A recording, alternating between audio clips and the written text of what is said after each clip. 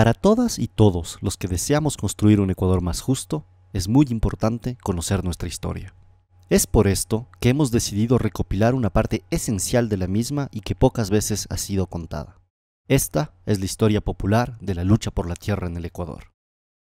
Comenzaremos este importante proceso de memoria histórica hablándoles de un territorio que ha sufrido uno de los más violentos procesos de despojo de la tierra en nuestro país. Se trata del cantón de Quinindé y más concretamente de la historia de los campesinos y de las campesinas de Maizales Maracumbo.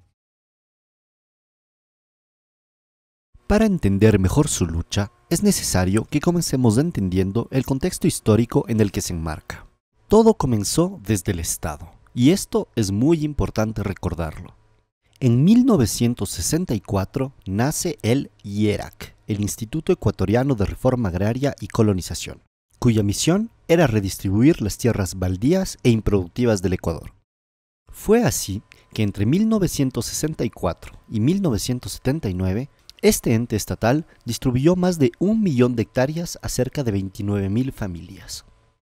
Y aunque hoy en día sepamos que muchas de las grandes extensiones de tierra en realidad fueron repartidas entre los políticos de turno y los militares, el discurso redistributivo del Estado de todas maneras motivó a miles de ecuatorianos y ecuatorianas a migrar al campo en búsqueda de un mejor futuro. Y este fue el caso de las tierras de Maizales Maracumbo, que para ese entonces estaban todavía baldías y a las cuales llegaron migrantes de Chone, Milagro, Babahoyo y muchas otras regiones del país.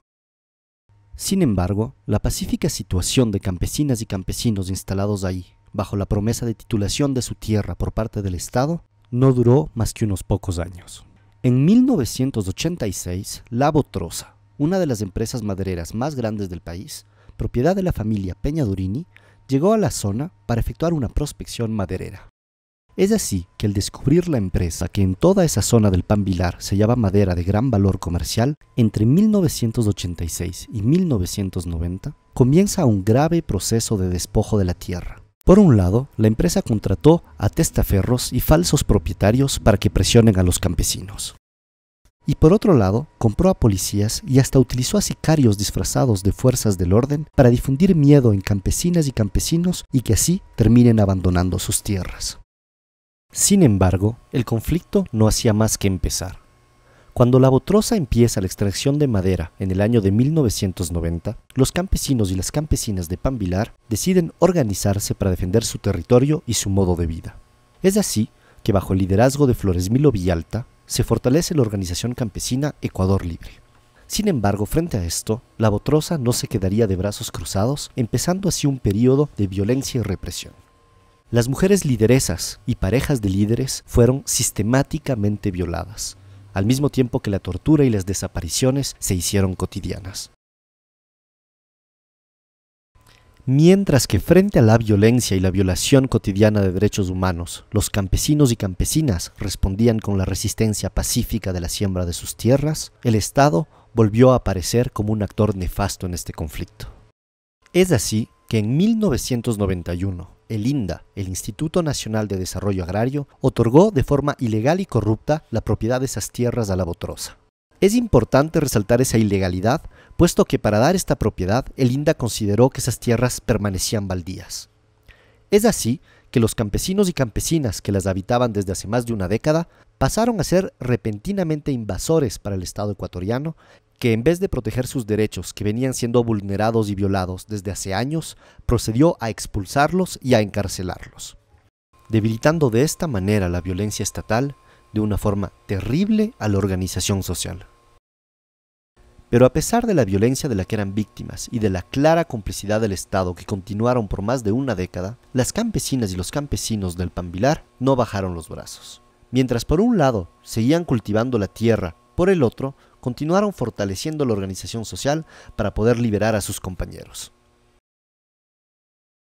Es así que para el 2009, fruto de grandes movilizaciones, logran liberar a gran parte de sus compañeros, y es así que en el 2010, gracias a la dinámica obtenida con estas victorias, crean una nueva organización aún más fuerte, la de Maizales Maracumbo. Y fue justamente gracias a la presión social ejercida por esta organización que La Botrosa fue llevada en el 2012 ante la justicia. Esta determinó la ilegalidad de sus títulos de propiedad puesto que ya existían campesinos habitando ahí antes de que se le otorguen esos títulos.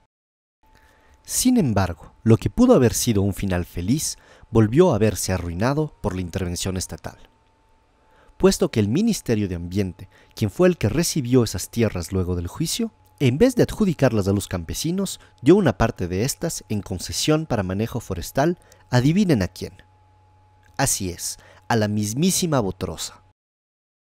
Ahora bien, si hay algo que hemos podido ver a lo largo de toda esta historia, es que en lo relativo a la permanente violación de derechos humanos sufrida por los campesinos y las campesinas de Maizales Maracumbo, siempre hubo un actor central que debía haberlos protegido y nunca lo hizo: el Estado. ¿Y por qué es esto tan importante? Porque al exigir al Estado que reconozca su responsabilidad y por ende su deuda histórica con el campesinado, estamos exigiéndole que tome acciones concretas frente a la misma. Y es evidente que luego de haber conocido toda la historia de lucha de Maizales Maracumbo, solo podría existir una forma de saldar esta deuda: que el Estado, a través del Ministerio del Ambiente, restituya las tierras a sus legítimos dueños, los campesinos y las campesinas. Y esto tiene un sentido profundo para el bien común de todos y todas, puesto que más allá de merecerse justicia, son los campesinos y las campesinas los únicos que pueden garantizar nuestra soberanía alimentaria y el cuidado de nuestro ecosistema. Una sola consigna: la tierra para quien la trabaje.